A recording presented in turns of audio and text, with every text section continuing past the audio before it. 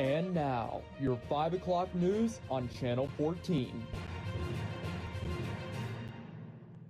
Welcome into WCTV's Newscast, live at 5. I'm Meg Berry. And I'm Sarah Clegg. Esports is one of the fastest rising sports programs in colleges and universities across the country, and Waynesburg is no different. Michael McKenzie gives a closer look at Waynesburg University's rising esports program.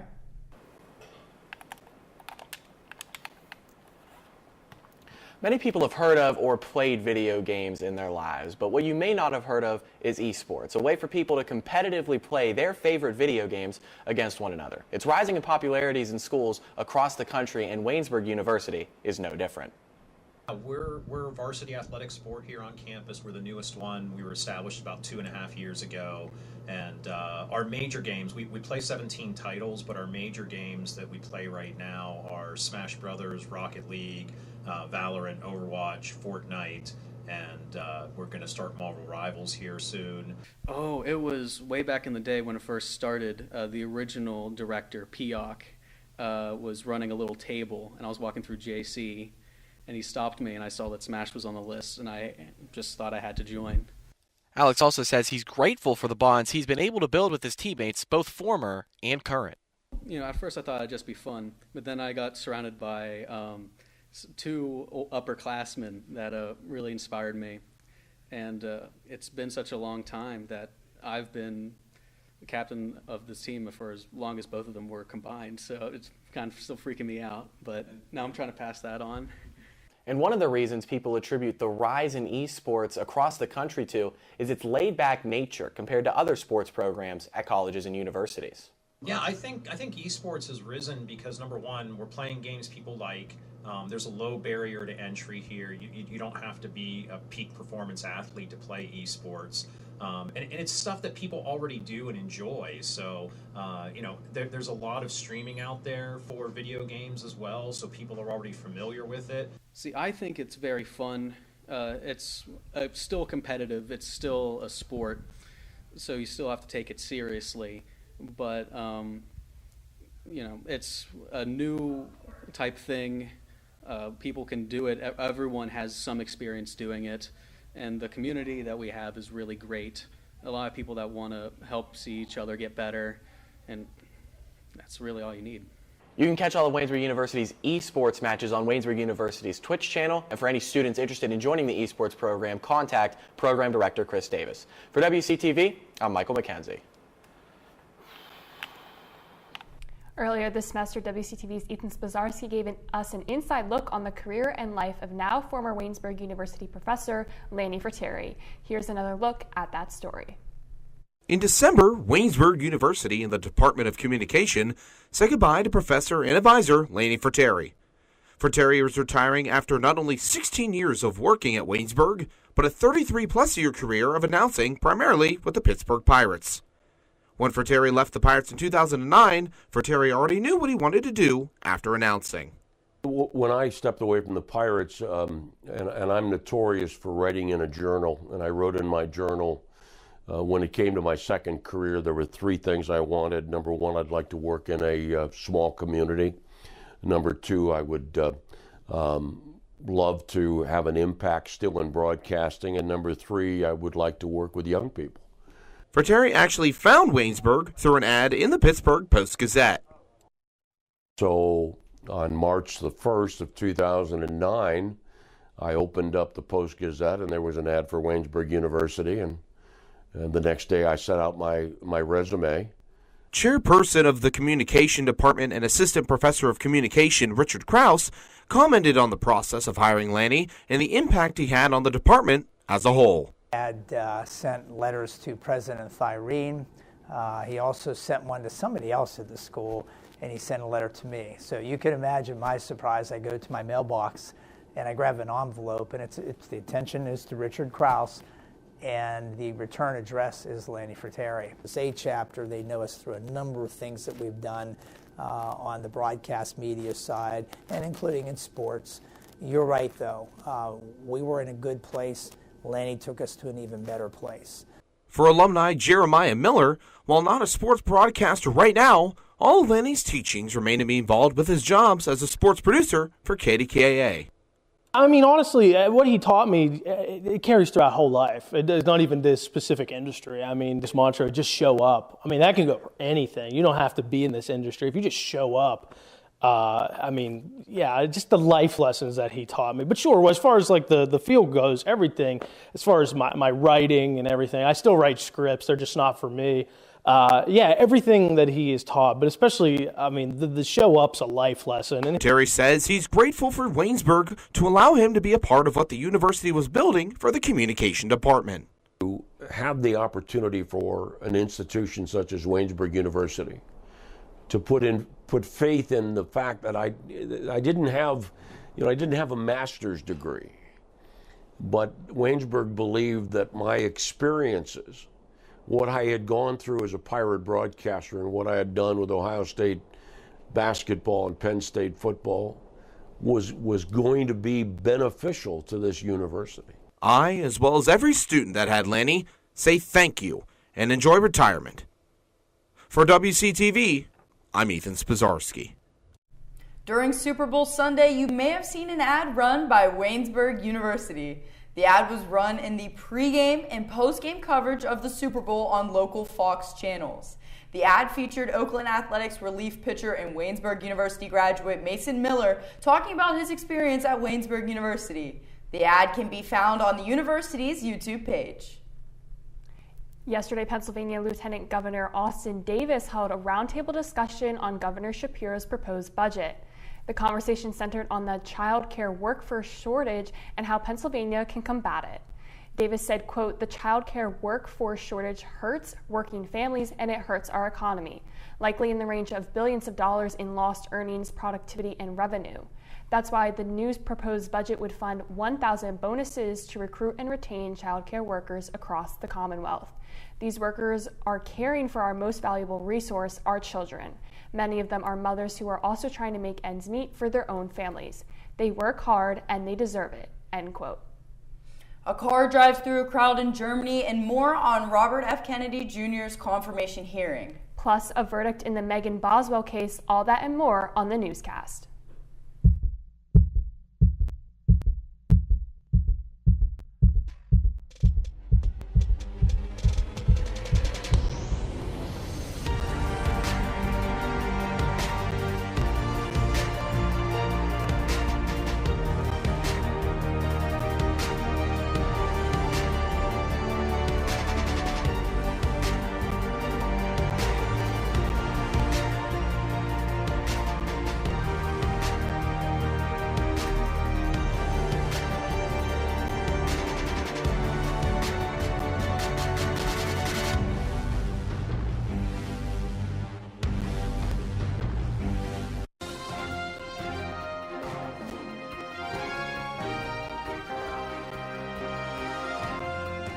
Welcome back to the Newscast live at 5. At least 20 people were injured in Munich, Germany on Thursday after a car drove through a crowd of demonstrators.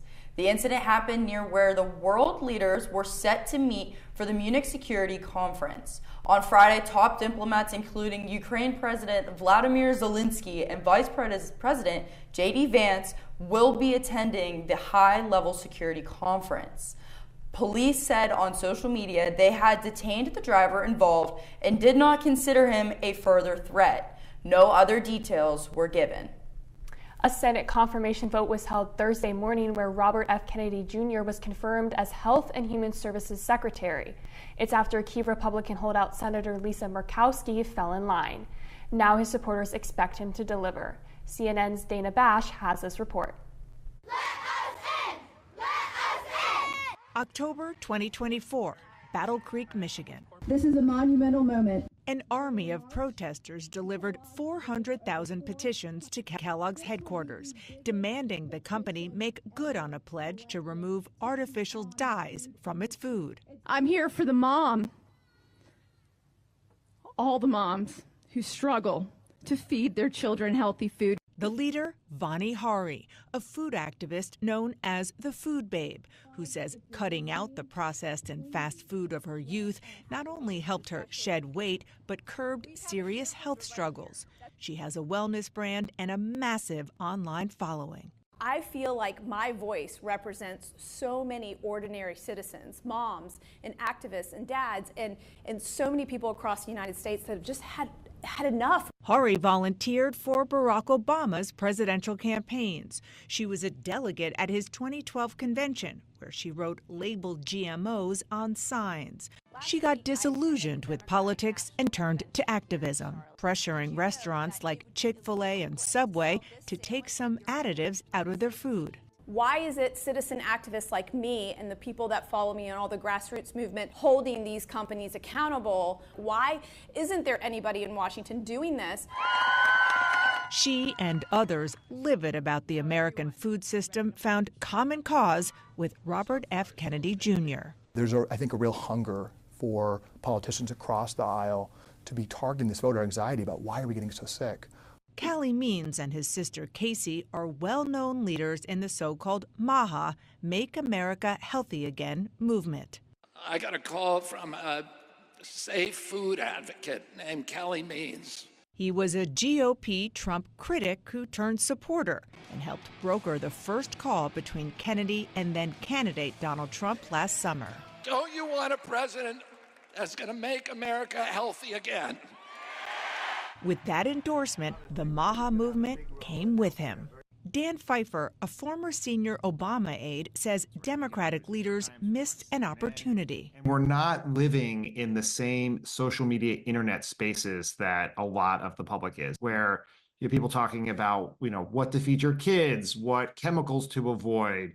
Long before he even decided to run for president in 2024, RFK Jr. lived in those spaces. And when Trump nominated Kennedy for Secretary of Health and Human Services, the MAHA network went to work. I was getting hundreds of messages a day personally and thousands through the office. Despite serious misgivings about Kennedy pushing conspiracy theories and regularly suggesting vaccines cause autism, which was scientifically debunked, Mr. Cassidy.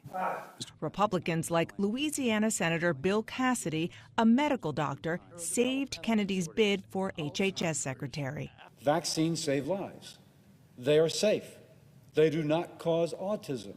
There are multiple studies that show this. Mr. Kennedy and the administration reached out seeking to reassure me regarding their commitment to protecting the public health benefit of vaccination. Are you completely confident that none of those theories that RFK Jr. has, and he's expressed many times over the years, will be part of America's public health, as he promised to Senator Cassidy? I am completely confident that Bobby Kennedy will come in with opinions and believe those opinions do not matter.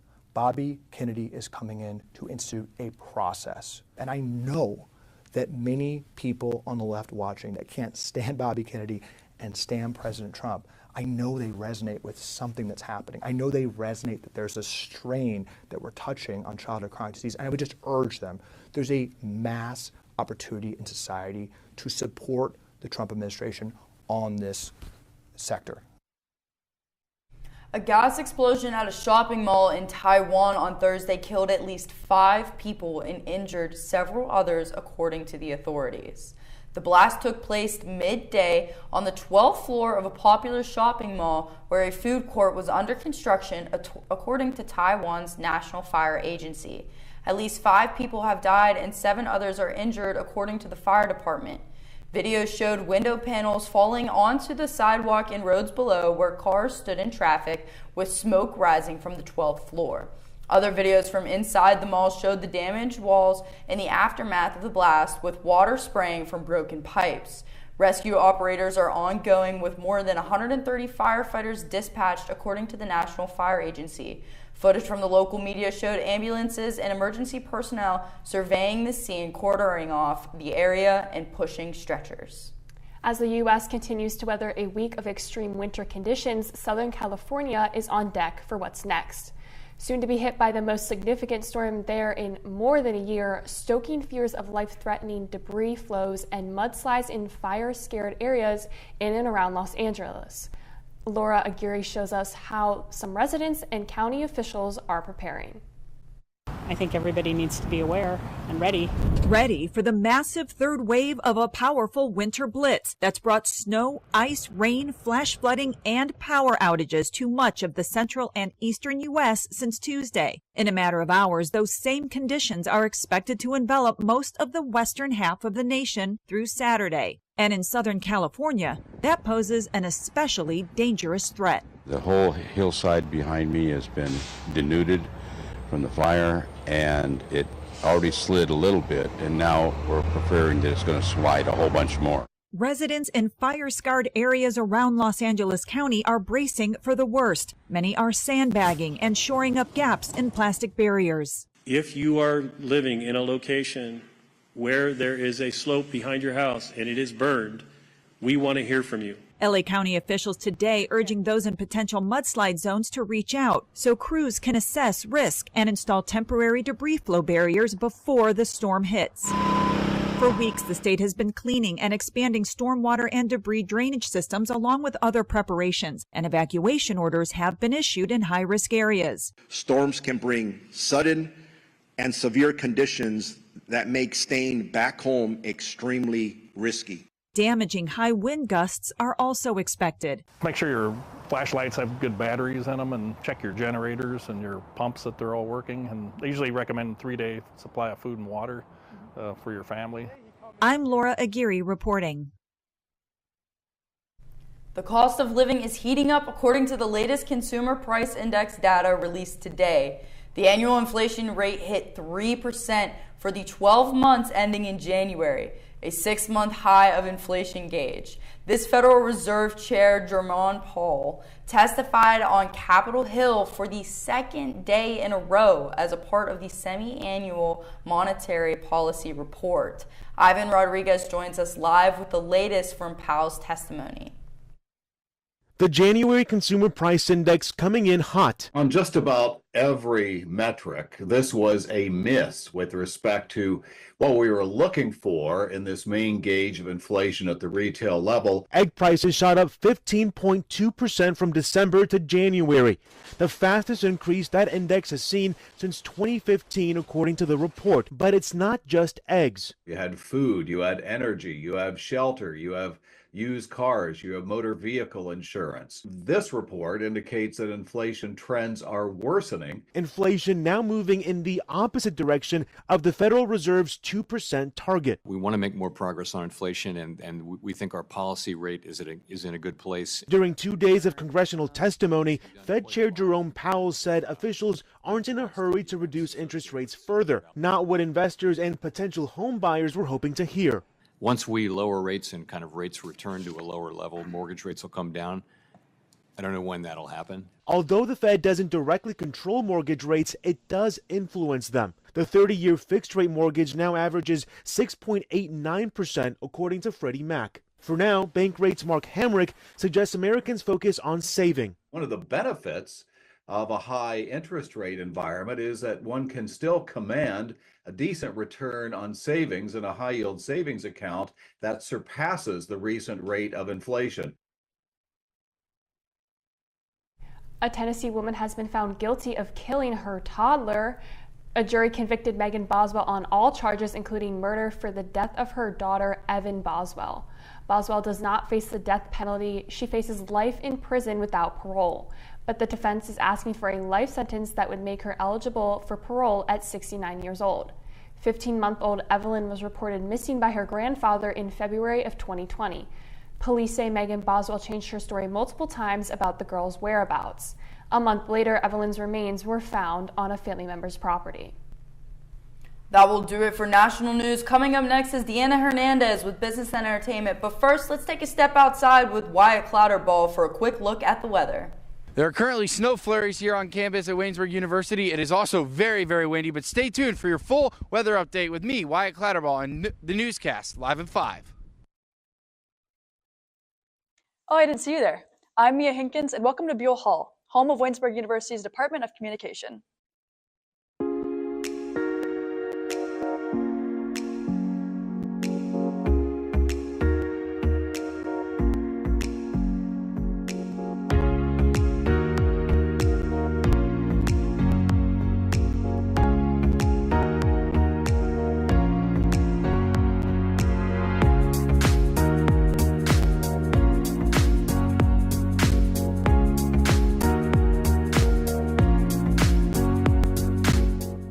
you visit our campus, you'll have the opportunity to attend some comm classes, enjoy lunch with our students, and watch us in action. We hope to see you here soon at Waynesburg University.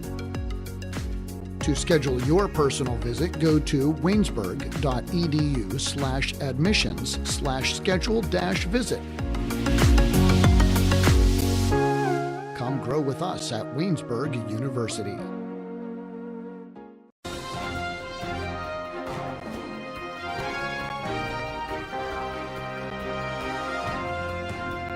Welcome back to the newscast. I am Deanna Hernandez with your business and entertainment update. A train car full of riders being praised for coming together to help a pregnant woman deliver a newborn baby on a crowded New York subway line. Jeremy Roth has today's Take a Look at This. If there was a top 10 list of places one wouldn't want to give birth, I'm guessing a crowded New York City subway train would be right up there. But that's exactly what happened recently on a train in Midtown Manhattan. According to WABC, bystanders sprang into action after a woman began yelling for help and aided her in delivering a baby girl while the train was stopped at the 34th Street station, with one bystander reportedly using a pocket knife to cut the umbilical cord. WABC said the mother and newborn were later transferred to a nearby hospital and are in good condition. Eyewitnesses say they were moved by the sense of community on display. Social media users were more direct, saying this little miracle on 34th Street was born with New York street cred baked right in. Another dramatic train incident, this one caught on cam in Utah, when a driver who was reportedly hit from behind gets caught in front of a lowered crossing arm, trapping their vehicle partially in the path of a speeding train. With only moments to spare, the driver was able to escape the vehicle unharmed, but the vehicle itself was not so lucky. Finally, no trains in this last one, but it was extensive training that led a rescue drone operator to find a puppy missing for more than a day in snowy upstate New York. Retired cop Chad Tavernia, who runs a lost pet drone search biz, used his skills and thermal imaging to locate the freezing pup and direct rescuers to it on the ground. After some gentle coaxing, the dog was collected and safely reunited with its family. You got her! You got her, buddy! And it's all thanks to this aerial pet detective, a real ace. For Take a Look at This, I'm Jeremy Roth. Americans are finding it more difficult to pay off their debt and in some cases haven't been this overextended since the aftermath of the Great Recession. The Federal Reserve Bank of New York released its latest look at credit conditions for American households. According to the quarterly report, all major loan categories, including mortgages, auto loans, credit cards, home equity lines of credit, and student loans, saw increases. The report also showed Americans appear to be having more difficulty dealing with debt. Overall, delinquency rates increased from the previous quarter, and the share of households that miss payments for the 90-plus days on their auto loans and credit cards are at a 14-year high. Valentine's Day is this week, and love is in the air, but if you're looking for love online, law enforcement warns scams spike around this time of year. In today's Consumer Watch, Jen Sullivan looks at a few simple steps you can take to protect yourself from falling a victim to a romance scam. Online dating is now the most popular way people meet romantic partners, according to a recent Stanford study. But finding love on the internet can open the door to romance scams. It's where someone sets up a fake profile, gains the victim's trust, and then manipulates them into sending money. The catfishers always give you instructions how to send them the money. Jane Mason is a retired FBI agent. She now works with victims and says these types of scams are particularly crushing. You've lost, your some self-pride, your respect. Maybe you were in love and now you don't have that love relationship anymore. And it's very difficult between your actual loss and then your personal loss. Nearly 65,000 people reported romance scams in 2023, according to the Federal Trade Commission, with total losses amounting to $1.14 billion. So how can you protect yourself? Fraud is about trust. Christopher Del Zotto works in the financial crime section of the FBI. He says be aware if the person wants to leave the dating app to communicate directly, if the person doesn't want to meet in person. Del Zotto also says these crimes are particularly hard to prosecute because these scammers are often overseas. Whether it be through our 55 field offices, domestically, or our reach internationally, and all the private sector partnerships and law enforcement contacts we have globally, we try to connect the dots. For Consumer Watch, I'm Jen Sullivan. Denny's is closing more restaurants than originally planned.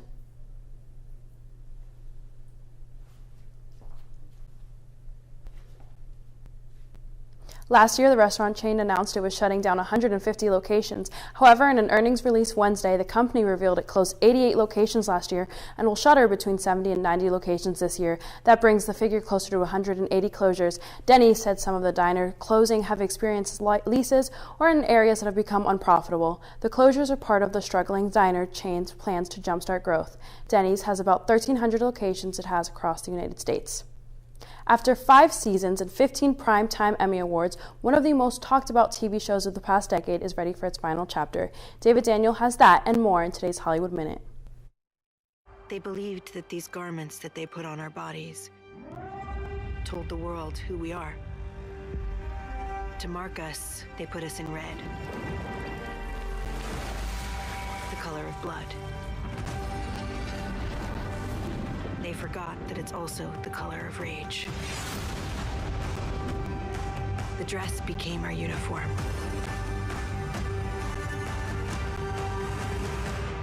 And we became an army. Here's your first look at the 6th and final season of The Handmaid's Tale, the Emmy-winning series set in a dystopian future ruled by a fundamentalist theocratic dictatorship returns to Hulu with 3 episodes on April 8th, then weekly until the finale on May 27th. Another honor for Cynthia Erivo. GLAAD is giving the Oscar nominee its Stephen F. Kolzak Award, which goes to an LGBTQ media professional who's raised visibility and promoted acceptance of LGBTQ people and issues. The 36th annual GLAAD Media Awards take place in Los Angeles, March 27th. In Hollywood, I'm David Daniel. That will do it for your business and entertainment update. I'm Deanna Hernandez. When we return on the newscast, Michael McKenzie has your sports.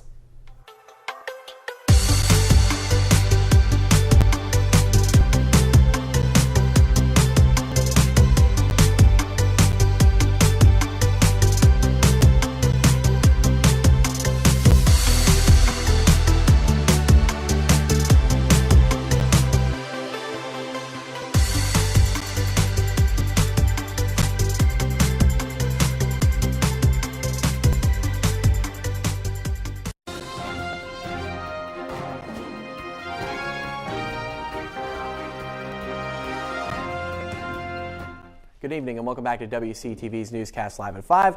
I'm Michael McKenzie with your sports. It was a big night for both the men's and women's basketball teams last night. They hosted the St. Vincent Bearcats at the Rooney Marisa Fieldhouse. The women were up first. They need to win out, and Bethany needs to lose out for the Jacket women to make the playoffs, so absolutely no margin for error the remainder of the year.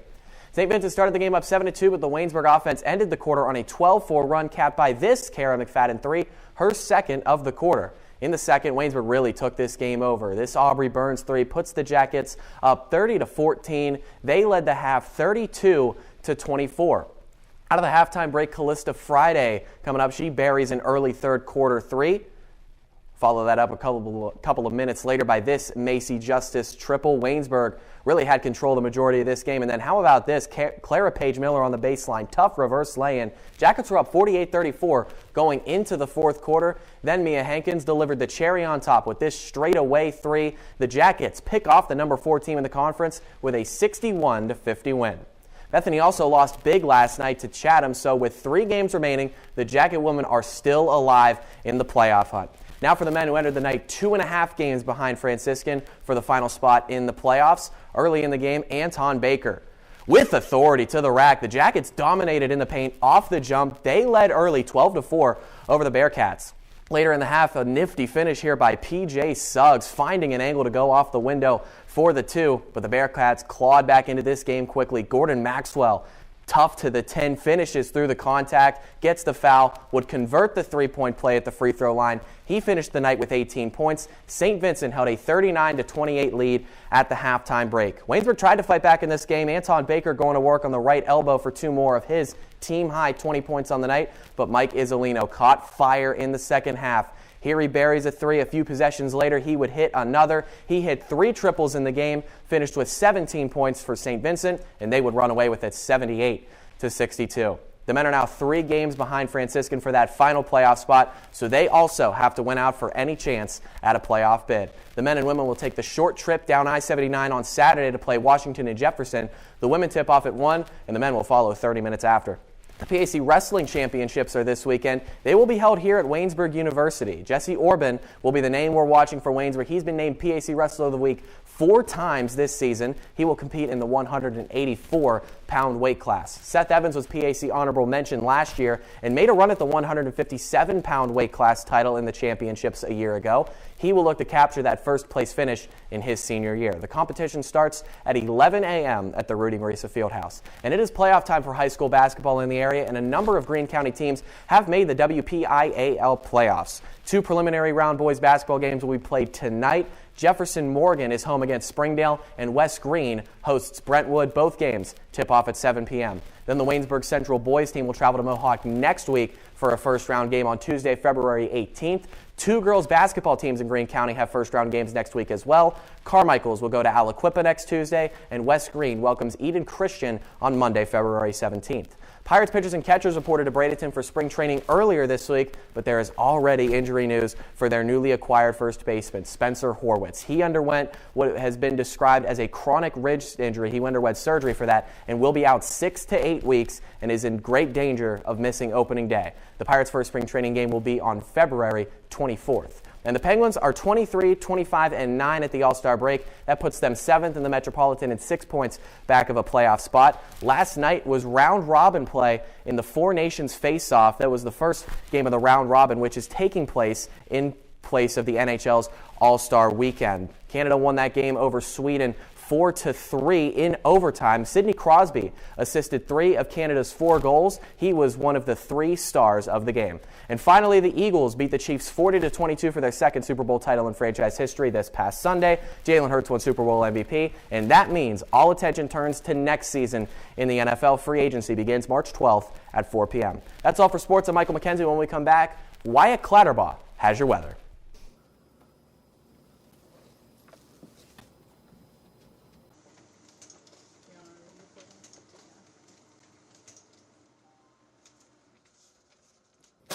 Gotcha.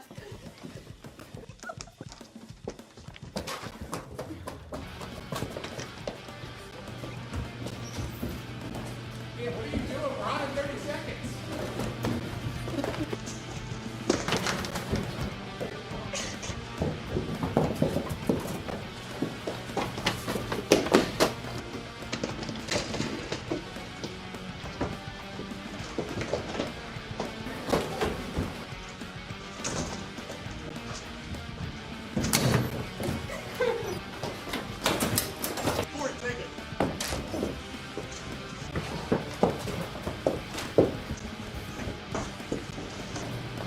Thank you, Corey.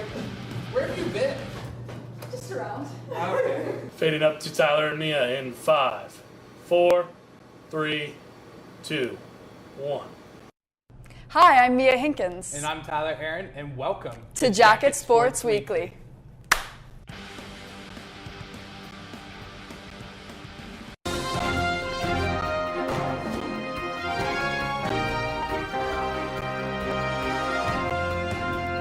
Hello, I'm Wyatt Clatterbaugh, here to bring you your weather update for the week. It is currently 34 degrees here in Waynesburg, slightly rainy and windy, and a high at 36 and a low of around 18 degrees. So if you go out tonight, make sure to wrap up. Tomorrow is expected to be slightly warmer, partly cloudy with a high of 35 and a low of 26 degrees. Saturday is going to be warmer with a high of 46 degrees with rain expected to be in the forecast all day. Sunday is the craziest weather thus far, as rain and snow is expected to be in the forecast all day with a high of 48 and a low of 22 degrees. Monday and Tuesday are the exact same with partly cloudy skies and a high of 26 degrees and low of 10 degrees. That's going to do it for your weather. Let's send it back to Meg and Sarah at the desk. Thank you, Wyatt. That will do it for the newscast live at 5. For everyone behind the scenes and in front of the camera, thank you for watching. Stay tuned on our WCTV YouTube page and social media platforms for more Waynesburg content.